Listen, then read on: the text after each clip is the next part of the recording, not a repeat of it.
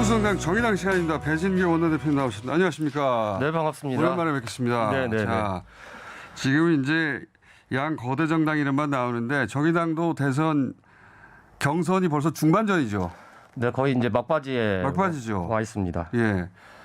정의당도 1차에서 과반 안 나오면 결선 들어가죠. 네, 그렇습니다. 네. 지금 이제 막바지여서요. 30일 날 마지막 토론회, 방송 토론회가 지금 예정되어 있고 예. 10월 1일부터 투표를 시작해서 6일 날 1차 결과를 발표하게 되어 있습니다. 만약에 과반 득표자가 없으면 결선을 가서 12일 날 근데 후보를 이제 확정하게 되어 있습니다. 정의당 같은 경우에는 뭐 어짜 앞에 보셔가지고 예, 대부분 그런 경우가 많잖아요. 어차피 심상정 아니냐 이런 전망이 이제 대체적인데 네네.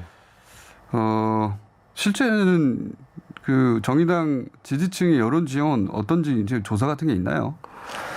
지금 저희 당 후보는 이제 당원들만으로 구성된 이제 당원 투표로 네. 결정하기 때문에 네. 외부 여론보다는 이제 당원들의 표심이 제일 중요할 텐데. 일반 지지층도 아니고 아예 당원들만 네. 그렇죠. 아주 코어 지지층이죠. 네. 그래서 아마 이제 당의 여러 가지 상황들을 고려하면서 선택할 텐데 네. 일단 심상정 후보의 경우에는 이제 워낙 이제 높은 인지도를 압도적인 인지도 아닙니까? 그래서 결국 심상정이 아니냐의 싸움 아니겠느냐고 시작 전부터 이제 전망했었고, 근데 최고의 이제 관전평이 네. 어대심이냐 아니냐 결선으로 갈 수 있느냐 안 가, 네, 못 그런 가느냐 거죠. 이제 이런 거였는데 어쨌든 심상정 후보의 경우에는 이제 높은 인지도에다가 그리고 마지막으로 당을 위한 소명을 다하겠다. 이번에 마지막 출마합니까? 일단 마지막 소명이라고 자신의 표현을 역할을 그렇게 하시겠다고 하셨기 때문에. 그렇게 한 네. 거고 이제 그에 반해서 이제 이정미 후보 역시도 이제 당 대표 등 네. 뭐 심상정 후보의 심상정 후보 외에는 가장 네, 그래도 대항마가 되는. 당원들에게 인지도도 있고 또 예, 당대표도 했던 경험이 있어서 박지성 다음에 손흥민이 있었듯이 심상정 다음은 이정미다. 박지성, 손흥민이면 이제 굉장히 어려운데, 근데 박지성 다음에 손흥민까지는 아니잖아요, 사실 이정미 후보가. 이정미 후보를 뭐라고 하는 게 아니라 네. 그 구력이라든가 인지도라든가 그 정도는 아니잖아요. 만약에 그 정도면 당연히 가죠, 결선을. 근데 이정미 결과는 지켜보죠. 이게 될지 안 될지. 가야 흥행이 되는 건데 네, 그렇습니다. 가지 말라고 하는 얘기가 아니라 이거 어차피 거대 양당에서 이제 뉴스를 잡아내기 쉽지 않기 때문에 네. 가면 뉴스가 되죠. 그거를 뭐 마음대로 할 수는 저희들이 없죠. 뭐 마음대로 네. 할 수는 없고 예. 어쨌든 이제 심상정 후보의 경우에는 1차에서 과반 득표를 하고 본격적으로 타당 후보들과 정책 경쟁을 네. 워낙 뭐 나서야 토론을 된다. 잘하시니까 이런 이제 의지가 계신 거고 이정미 후보를 비롯한 다른 후보들은 어쨌든 결선 진출을 통해서 그러니까요. 대역전 드라마를 써보겠다라고 하는 투지들을 지금 그러니까 밝히고 있는 상황입니다. 민주당 경선 양상이나 약간 비슷한 정도, 비슷한 느낌이 있습니다. 네네네. 자, 근데 이제 얼마 안 남았어요. 1차 투표가 다음 달 6일인가요? 네. 네, 다음 달 6일이고 여기서 과반 안 나오면은 끝나는 거잖아요. 9일 날 발표되죠. 6일 날 확정 발표. 확정 그냥 발표. 네네네. 만약에 그때 과반이 안 나오면 결선 투표 들어가서 12일 날. 6일 후에 하는 네네네. 것이고. TV 토론이 사실상 끝났어요. 그렇죠? 마지막 한 번 남았습니다. 네 30날. 소수정당의 TV 토론도 있습니다. 30날 마지막 토론 있으니까 정의당 지지자분들은 30날은 놓치지 마시고요. 또 후보들의 여러 가지 정책이나 이런 부분들도 관심 있게 좀 지켜봐 주셨으면 알겠습니다. 감사하겠습니다. 이 대장동 가지고 이제 여야라고 하면 안 되겠네요.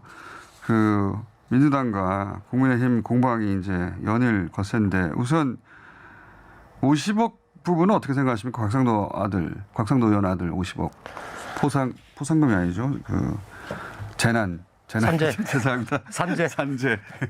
산재 위로금 성격.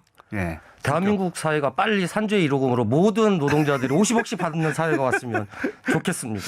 이건 들어보지 못한 액수인데 사실. 아 정말 이런 뉴스들이 또 이런 사실들이 알려질 때마다 이 대한민국 국민들의 부모의 마음과 그리고 청년들의 마음이 얼마나 찢어질까 이런 생각이 좀 들어요. 이게 상식적으로 가능하지도 않은 일일 뿐더러. 이건 아무도 못 들어봤죠, 사실은. 예. 이 정도 액수는. 네, 그렇습니다. 이게 뭐 일단 뭐 검찰에서 수사를 어쨌든 신속히 진행을 해야 모든 것이 좀 밝혀지지 않을까 이런 생각이 듭니다. 아니 본인은 오징어 게임의 말이라고 그랬다는데 도대체 오징어 게임 판을 벌린 이 사람들은 누구인지 그러니까요. 참 궁금합니다. 이제 그 발언을 그대로 받아들인다면 50억은 뭐 일부에 불과하고 우리는 그냥 그 말로서 아주 조금 떨어지는 우스리만 먹었을 뿐이다 이런 식의 취지 느낌이거든요. 근데 네. 오징어 게임에 나오는 진행 요원들이 50억을 받은 거죠. 적절한 비유였던 것 같고요. 예. 이 성격이 뭘까요? 이 액수에. 아무도 저는 모르긴 이제 합니다. 뭐 50억 또 50억이지만 전체적으로 이번 대장동 게이트는 그러니까 권력자들이 벌린 부동산 카르텔 사건이다 이렇게 보는 게 맞을 것 같고요. 그런데 더 심각한 것은 이러한 권력자들이 이런 카르텔을 형성해서 부동산 개발을 통한 천문학적인 수익을 낼 수 있는 대한민국의 현재 개발 방식을 그런 방식이죠, 실제로. 예. 부추겼거나 방조했던 LCT는 100% 민간한테 갔죠. 그렇습니다. 대표적으로. 그러니까 이런 방식에 대해서 때로는 법 개정을 통해서 허용해주거나 예. 실질적으로는 열심히 막는 척했지만 방조했거나 이런 정치권의 책임에 대해서 저는 반드시 물어야 된다고 생각합니다. 맞습니다. 특검 공방은 어떻게 보세요? 이게 특검으로 가야 되는 겁니까? 아니면 지금 수사를 빨리 하는 게 맞습니까? 지금은 사건의 진실을 확실하게 확인하기 위해서라도 빨리 조속히 검찰이 네. 또 경찰이 공수처가 지금 다 돌아가고 있죠. 돌아가고 있고 어제 발표된 거에 의하면 검찰이 특별수사팀을 뭐 검사 12명에서 네. 13명으로 구성하겠다라고 했기 때문에 신속하게 빨리 조사하는 것 이것이 지금 당장 필요한 일이다 이렇게 생각하고 있습니다.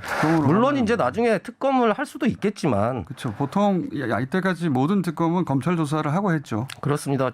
이제 진실 여부에 대해서 미진하게 밝혀지거나 또 추가적으로 의혹들이 제기되는데 검찰이 이를테면 뭐 수사를 제대로 못한다라고 하는 이제 결과들이 나왔을 때 명백하게 그러면 국회의 역할이 있는 거죠 그런 과정에서. 그렇죠. 예.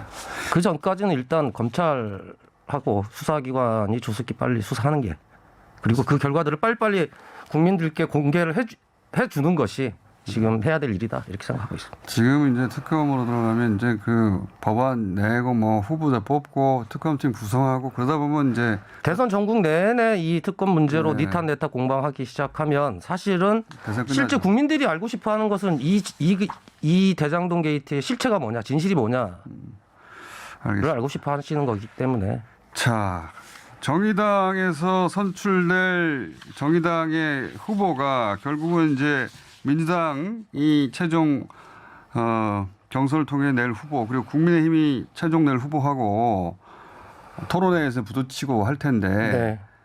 민주당 경선은 어떻게 전망하십니까? 지금 추세대로라면 결선 1차에서 없이 끝날 가능성이 높다. 이재명 후보 당선 확률이 높아진 것 아닌가 이런 생각이 듭니다. 이게 대체로 전문가들의 전망이라 그러면 국민의힘 같은 경우는 원래 이제 윤석열 후보의 원사이드한 그 게임으로 끝날 줄 알았는데 홍준표 후보가 최근에 급부상해가지고 네네네. 2강 체제를 구축했잖아요. 네 그렇습니다. 그건 어떻게 전망하십니까? 저 개인적으로는 개인적으로 다 개인적이죠 뭐 지금. 굳세어라 유승민 후보가 글쎄요 유승민 후보가 왜 국민의힘 내에서 이렇게 지지를 못 받고 있을까 이게 참 궁금하더라고요. 정의당이 바뀌어서 그런 거 아닙니까? 물론 이제 지난번 대선 때도 그랬습니다만 어쨌든 정의당 입장에서 놓고 봤을 때 가장 합리적 보수 입장 그리고 여러 가지 대한민국 정치에 있어서 나름대로 토론의 대상이 된다 그래도 그렇죠. 유승민 후보가 그렇고 근데 네. 유승민 후보는 전체적으로 대체로 3위권이거든요 지금. 그래서 굳세어라 유승민을 좀 더 외쳐주고 싶은 상황이고요. 그럼 양강 중에는 결국은 누가 최종 후보가 될 가능성이 높다고 개인적으로 전망하십니까? 저는 홍준표 후보가 될 가능성이 그래요? 훨씬 많은 것 같습니다. 지금 이제 룰상으로는 최종 4인 뽑고 나면 5대 5거든요. 국민의힘 지지층 5. 네. 그리고 국민의힘 지지층이 아니라 이제 당원이죠. 네네. 네. 그리고 일반 여론조사 5. 반반이란 말이죠. 그러면 반반이 되면 이게 어떻게 될지 모르는데 지금은.